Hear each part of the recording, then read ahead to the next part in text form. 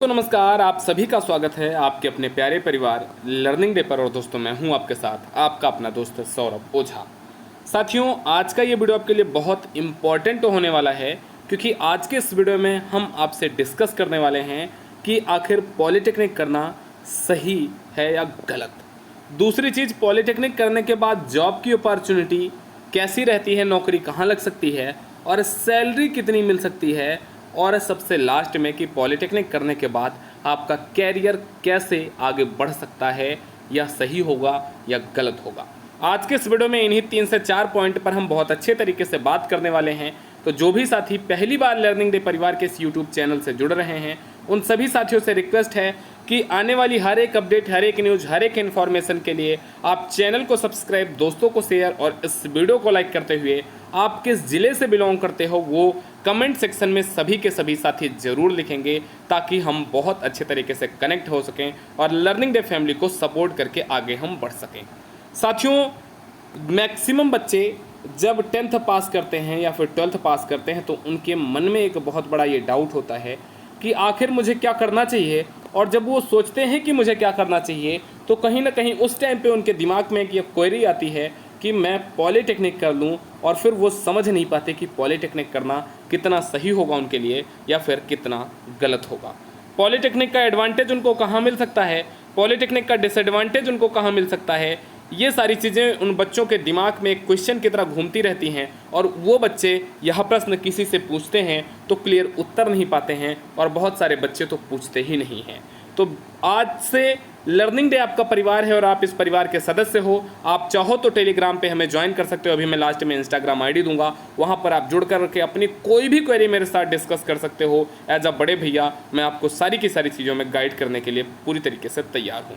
तो दोस्तों, 10th या 12th करने के बाद बच्चों के दिमाग में खटाक से आता है कि सर पॉलिटेक्निक या फिर ITI या IIT, JEE मेंस से क्या मैं करूं, बीटेक करूं। बहुत सारे ऐसे क्वेश्चन आपके दिमाग में भरे रहते हैं।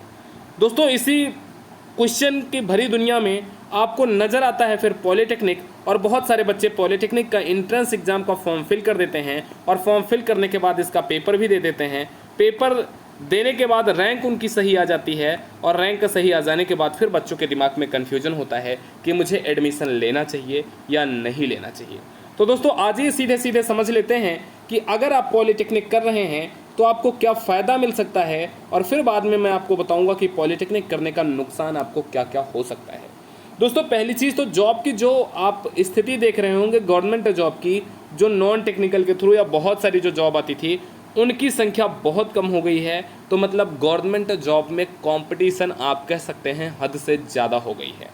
ऐसी स्थिति में अगर आप डिप्लोमा कर लेते हैं, मतलब आप पॉलिटेक्निक कर लेते हैं, तो एक ये लगभग आप कह सकते हैं कि आपके पास श्योरिटी हो जाती है कि लगभग 15 से 20 हज़ार की नौकरी आपको मिल सकती है। लेकिन इसके साथ भी आपको ये ध्यान रखना है कि अगर 100 बच्चे पॉलिटेक्निक कर रहे हैं, तो ज़रूरी नहीं कि सभी के सभी बच्चों को ये नौकरी मिल ही जाए।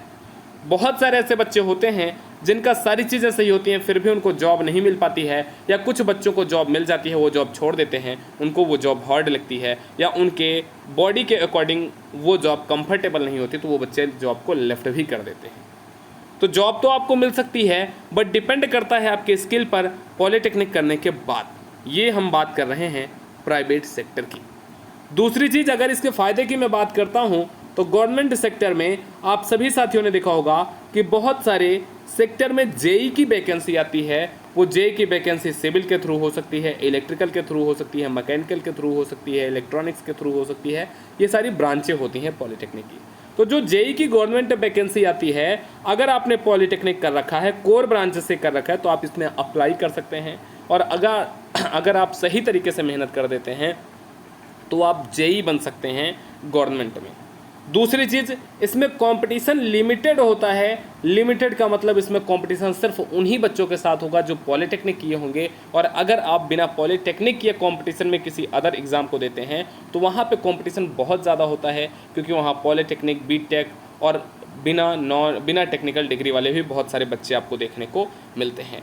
तो पॉलिटेक्निक करने का एक एडवांटेज ये होता है कि आपको जॉब थोड़ा मतलब सिक्योर हो जाता है कि आपको मिल जाएगी कहीं ना कहीं 15-20 हज़ार की। दूसरी चीज़, अगर आप पढ़ने में अच्छे हैं तो आप जेई की प्रिपरेशन में लग सकते हैं। गवर्नमेंट जेई की तैयारी अगर आप सही से कर लेंगे तो 2 साल 3 साल की प्रिपरेशन के बाद बहुत आसानी से आपको जॉब मिल जाएगी, क्योंकि कंपटीशन लिमिटेड होता है।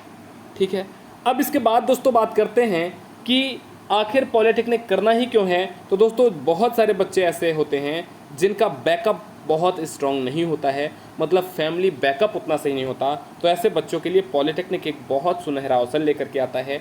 लेकिन आप जब भी पॉलिटेक्निक करने जाना, आप किसी अच्छे गवर्नमेंट कॉलेज से या किसी अच्छे एडेड कॉलेज से ही करना। आप किसी भी कॉलेज को पकड़ करके मत करने लग जाना, ये मेरी आपको एक एडवाइस रहेगी। अब दोस्तों बात करते हैं कि पॉलिटेक्निक करने के नुकसान क्या क्या हो सकते हैं। अगर हम इसके नुकसान के बारे में देखें, मतलब पॉलिटेक्निक का डिसएडवांटेज आपके लिए क्या हो सकता है, तो एक सबसे बड़ा डिसवांटेज ये हो जाता है कि आप लिमिटेड हो जाते हैं। मतलब आपका पूरा का पूरा फोकस सिर्फ और सिर्फ टेक्निकल डिग्री की तरफ, पॉलिटेक्निक की तरफ ही चला जाता है, और इस बीच बहुत सारी अपॉर्चुनिटी आपके हाथों से छूट जाती है।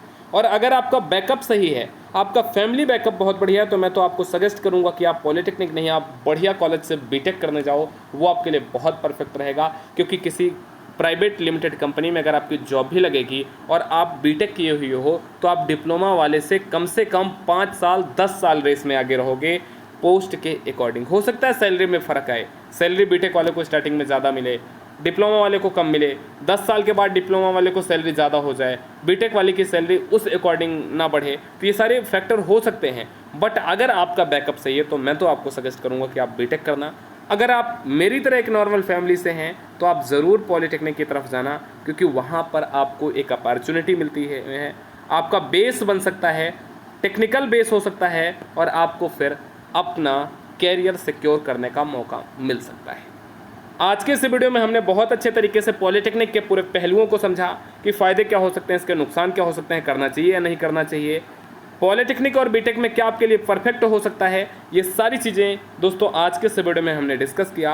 अब लास्ट में एक और मैं आपसे डिस्कस करूँगा कि साथियों, अगर आपका कोई भी डाउट है, आप हमसे डिस्कस करना चाहते हैं, तो सबसे ऊपर जो इंस्टाग्राम आपको आईडी दिख रही है IM सौरभ ओझा 1, दोस्तों आप इस आईडी से मेरे साथ संपर्क कर सकते हैं।